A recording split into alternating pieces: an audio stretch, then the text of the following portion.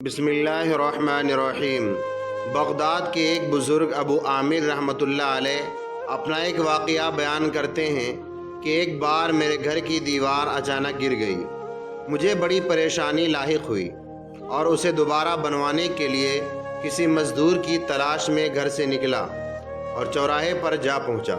وہاں مختلف مزدوروں کو دیکھا جو کام کے انتظار میں بیٹھے تھے۔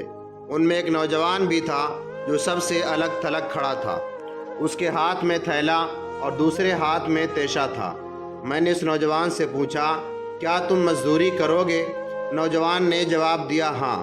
میں نے کہا، گارے کا کام کرنا ہوگا۔ نوجوان کہنے لگا، ٹھیک ہے، لیکن میری 3 شرطیں ہیں۔ اگر تمہیں منظور ہو تو میں کام کرنے کے لیے تیار ہوں۔ پہلی شرط یہ ہے کہ تم میری مزدوری پورا ادا کرو گے۔ دوسری شرط یہ ہے کہ مجھ سے میری طاقت اور صحت کے مطابق کام لوگے، اور تیسری شرط یہ ہے کہ مجھے نماز کے وقت نماز پڑھنے سے نہیں روکو گے۔ میں نے یہ تینوں شرطیں قبول کر لیں اور اسے ساتھ لے کر گھر آ گیا۔ پھر میں نے اسے کام بتایا اور کسی ضروری کام سے باہر چلا گیا۔ جب میں شام کے وقت واپس آیا تو دیکھا کہ اس نے عام مزدوروں سے 2 گنا زیادہ کام کیا تھا۔ میں نے خوشی خوشی اس کی مزدوری ادا کی اور وہ چلا گیا۔ دوسرے دن اس نوجوان کی تلاش میں دوبارہ اس چوراہے پر گیا، لیکن وہ مجھے نظر نہیں آیا۔ میں نے دوسرے مزدوروں سے اس کے بارے میں دریافت کیا تو انہوں نے بتایا کہ وہ ہفتے میں صرف 1 دن مزدوری کرتا ہے، باقی دن اللہ تعالیٰ کی عبادت میں گزارتا ہے۔ یہ سن کر میں سمجھ گیا کہ مزدور نہیں بلکہ کوئی خاص آدمی ہے۔ میں نے اس سے اس کا پتہ معلوم کیا اور اس جگہ پہنچا تو دیکھا وہ نوجوان زمین پر لیٹا ہوا تھا اور اسے سخت بخار تھا۔ میں نے اس سے کہا، میرے بھائی، تو یہاں اجنبی ہے، تنہا اور پھر بیمار بھی ہے۔ اگر پسند کرو تو میرے ساتھ میرے گھر چلو اور مجھے اپنی خدمت کا موقع دو۔ اس نے انکار کر دیا، لیکن میرے مسلسل اصرار پر مان گیا، لیکن ایک شرط رکھی کہ وہ مجھ سے کھانے کی کوئی چیز نہیں لے گا۔ میں نے اس کی شرط منظور کر لی اور اسے اپنے گھر لے آیا۔ وہ 3 دن میرے گھر میں ٹھہرا رہا، لیکن اس نے نہ تو کسی چیز کا مطالبہ کیا نہ ہی کوئی چیز لے کر کھائی۔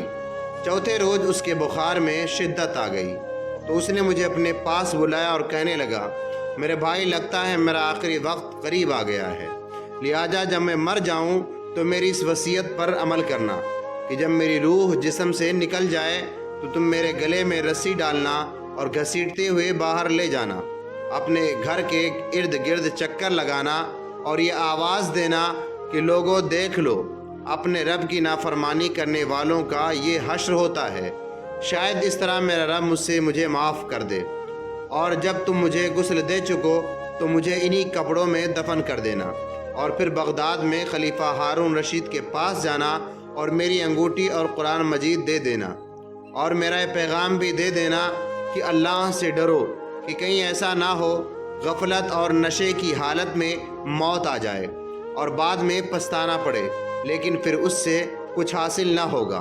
وہ نوجوان مجھے وصیت کرنے کے بعد انتقال کر گیا۔ میں اس کی موت کے بعد کافی دیر تک آنسو بہاتا رہا اور غمزدہ رہا۔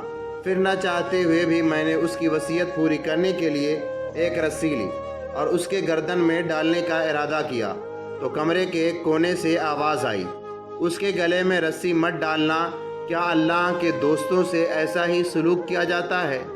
آواز سن کر میرے بدن پر کپ کپی طاری ہو گئی۔ یہ سننے کے بعد میں نے اس کے پاؤں کو بوسہ دیا اور اس کے کفن اور دفن کا انتظام کرنے چلا گیا۔ اس کو دفن کرنے سے فارغ ہونے کے بعد میں اس کا قرآن پاک اور انگوٹھی لے کر خلیفہ کے محل کی جانب روانہ ہو گیا۔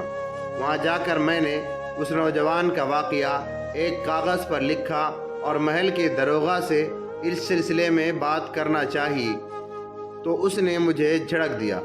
وہ اندر جانے کی اجازت دینے کے بجائے اپنے پاس بٹھا لیا۔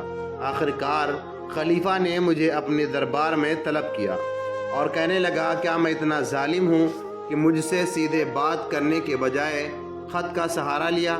میں نے عرض کیا، اللہ تعالیٰ آپ کا اقبال بلند کرے، میں کسی ظلم کی فریاد لے کر نہیں آیا۔ بلکہ ایک پیغام لے کر حاضر ہوا ہوں۔ خلیفہ نے اس پیغام کے بارے میں دریافت کیا تو میں نے وہ قرآن مجید اور انگوٹھی نکال کر اس کے سامنے رکھ دی۔ خلیفہ نے ان چیزوں کو دیکھتے ہی کہا، یہ چیزیں تجھے کس نے دی؟ میں نے کہا، ایک گارا بنانے والے مزدور نے۔ خلیفہ نے اس الفاظ کو 3 بار دہرایا، گارا بنانے والا، گارا بنانے والا، گارا بنانے والا، اور رو پڑا۔ کافی دیر رونے کے بعد مجھ سے پوچھا، وہ گارا بنانے والا کہاں ہے؟ میں نے جواب دیا، مزدور کا انتقال ہو چکا ہے۔ یہ سن کر خلیفہ بے ہوش ہو کر زمین پر گر پڑا اور عصر تک بے ہوش رہا۔ میں اس دوران حیران پریشان وہیں موجود رہا۔ پھر جب خلیفہ کو کچھ ہوش آیا تو مجھ سے دریافت کیا کہ اس کی موت کے وقت تم اس کے پاس تھے؟ میں نے کہا ہاں۔ تو کہنے لگا، اس نے تجھے کوئی وصیت نہیں کی؟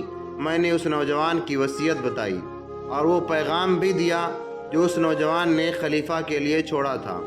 جب خلیفہ نے ساری باتیں سنی اور غمگین ہو گیا اور اپنے سر سے عمامہ اتار دیا اور اپنے کپڑے پھاڑ ڈالے اور کہنے لگا، اے مجھے نصیحت کرنے والے، اے میرے زاہد پارسا، اے میرے شفیق۔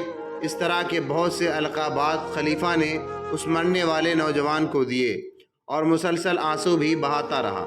یہ سارا معاملہ دیکھ کر میری حیرانی اور پریشانی میں اور اضافہ ہو گیا کہ عام سے مزدور کے لیے اس قدر غمزدہ کیوں ہے۔ جب رات ہوئی تو خلیفہ نے مجھ سے اس کی قبر پر لے جانے کی خواہش ظاہر کی تو میں اس کے ساتھ ہو لیا۔ خلیفہ چادر میں منہ چھپائے میرے پیچھے پیچھے چلنے لگا۔ جب ہم قبرستان میں پہنچے تو میں نے قبر کی طرف اشارہ کر کے کہا، خلیفہ، یہ اس نوجوان کی قبر ہے۔ خلیفہ اس قبر سے لپٹ کر رونے لگا۔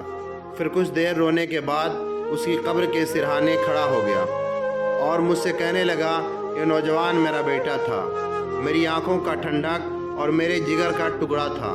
ایک دن ناچ گانا کی محفل میں مگن تھا کہ مکتب میں کسی بچے نے آیت کریمہ تلاوت کی، جس کا مفہوم یہ ہے، جب اس نے سنی اللہ تعالیٰ کے خوف سے تھر تھر کانپنے لگا اور اس کی آنکھوں سے آنسو کی جھڑی لگ گئی اور یہ پکار پکار کر کہنے لگا، کیوں نہیں، کیوں نہیں۔